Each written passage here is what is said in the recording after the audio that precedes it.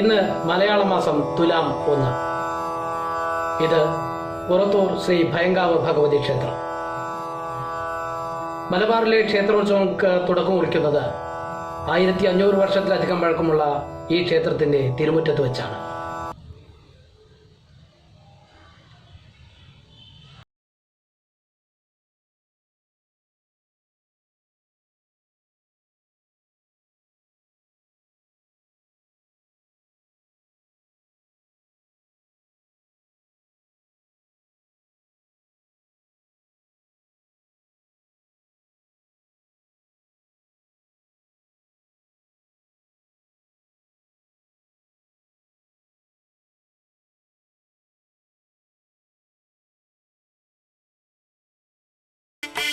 കാളയും കരിങ്കാളിയും കൊടികളും തെറ്റേരിക്കൊടിയുമായി ആയിരങ്ങൾ തിങ്ങി നിറയുന്ന ഈ തിരുമുറ്റം ഇന്ന് ശൂന്യമാണ്. കോവിഡ് മഹാമാരിയുടെ കൊടിയ ഭീഷണി കണക്കിലെടുത്ത് ഉത്സവാഘോഷങ്ങൾ വെറും ചടങ്ങ് മാത്രമാക്കാൻ നിർബന്ധിതരായി ക്ഷേത്രാധികാരികൾ.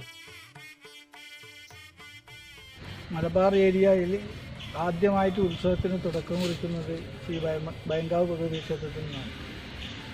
ഈ കൊറോണ പ്രമാണിച്ച് ഈ വർഷം ഉത്സവം ആർഭാടങ്ങളൊന്നുമില്ലാതെ വെറും ഭക്തജനങ്ങൾക്ക് അമ്പലത്തിൽ തൊഴുതു പോകുക എന്ന മാത്രം പരിപാടിയായി നടത്തിയത്. അത് ക്വാറന്റൈൻ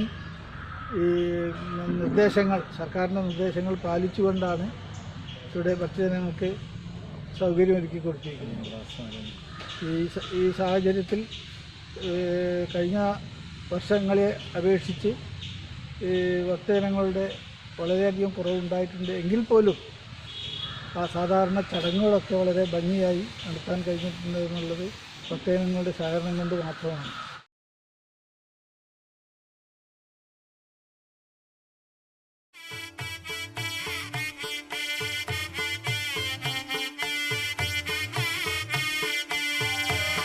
വിവിധ ദേശക്കാരുടെ കാളവരവും കൊടിവരവുകളും ആസ്വദിക്കാൻ ജാതിമത ഭേദമന്യേ നിരവധി പേരാണ് എത്താറുള്ളത്. നയനാനന്ദകരമായ ദൃശ്യവിസ്മയത്തിന് സാക്ഷ്യം വഹിക്കാൻ ഇത്തവണ സാധിക്കില്ല. ഇതാദ്യമായാണ് തുലാം മാസം 1 ഉത്സവം വെറും ചടങ്ങുകൾ മാത്രമായി ഒതുങ്ങുന്നത്. 1500 വർഷത്തെ പഴക്കമുണ്ട് ഈ ക്ഷേത്രത്തിന്. ഞങ്ങളിവിടെ മേശാന്തിയായിട്ട് 10-25 വർഷത്തോളമായി. ആദ്യമായിട്ടാണ് ഇങ്ങനൊരു ആഘോഷവും കാര്യങ്ങളൊന്നും ഇല്ലാതെ കണ്ട് ഈ തുലാമാസം 1-ാം തീയതി വേല നടക്കുന്നത്.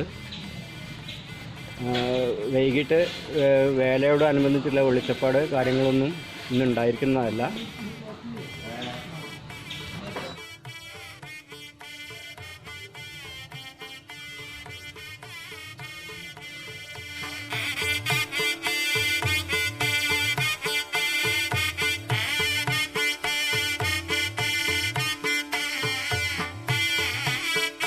തുലാം 1-നും മകരമാസത്തിലെ ആദ്യ ചൊവ്വാഴ്ചയും നടക്കുന്ന കാളവേലകളും 1 മാസക്കാലം നീണ്ടുനിൽക്കുന്ന പാവക്കൂത്തും കുംഭം 30-ന് നടക്കുന്ന നാട്ടുതാലപ്പൊലിയുമാണ് ഈ ക്ഷേത്രത്തിലെ ഉത്സവങ്ങൾ.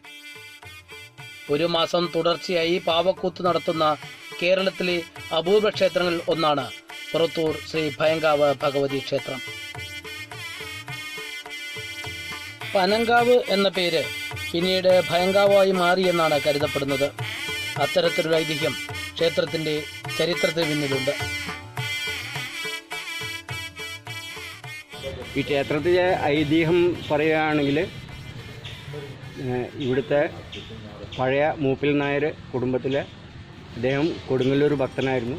കൊടുങ്ങല്ലൂർ പോയി ദർശനം ചെയ്യാൻ ആവാത്ത ഒരു സ്ഥിതിയിൽ വന്നപ്പോൾ ദേവീനെ വിളിച്ചപ്പോൾ കൊടപ്പുറത്ത് ഇവിടെ എഴുന്നള്ളി എന്നാണ് പറയുന്നത്. വരുന്ന വഴി ഈ പനയിൽ അവിടെ നിന്ന് വിശ്രമിച്ച ശേഷം ആണ് ഇപ്പോഴത്തെ ഈ മൂപ്പിൽ നായരെ ഈ സ്ഥലത്തേക്ക് ദേവി എഴുന്നള്ളി എന്നാണ് ഐതിഹ്യം. അപ്പോൾ ആ സ്ഥലത്തിനും കൂടി പ്രാധാന്യമുണ്ട്. തുലാമാസം 1-ാം തീയതി വേല, മകരച്ചൊവ്വ, ഈ 2 ഉത്സവങ്ങൾക്കും പനയെന്ന് അവിടുത്തെ ദേവിയുടെയും കൂടി അവിടെ പ്രതിഷ്ഠ നടത്തിയിട്ടുള്ള അവരുടെ ആചാരപ്രകാരം വെളിച്ചപ്പാടും കാര്യങ്ങളൊക്കെ ഉണ്ടാവലുണ്ട് ഇവിടെ.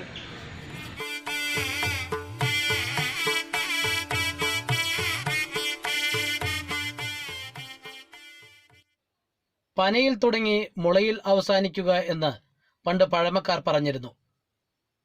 പനങ്കാവ് അഥവാ ഭയങ്കാവിൽ തുടങ്ങി കൊപ്പത്തിനടുത്തുള്ള മുളയങ്കാവിലാണ് ഉത്സവകാലം അവസാനിക്കുന്നത്.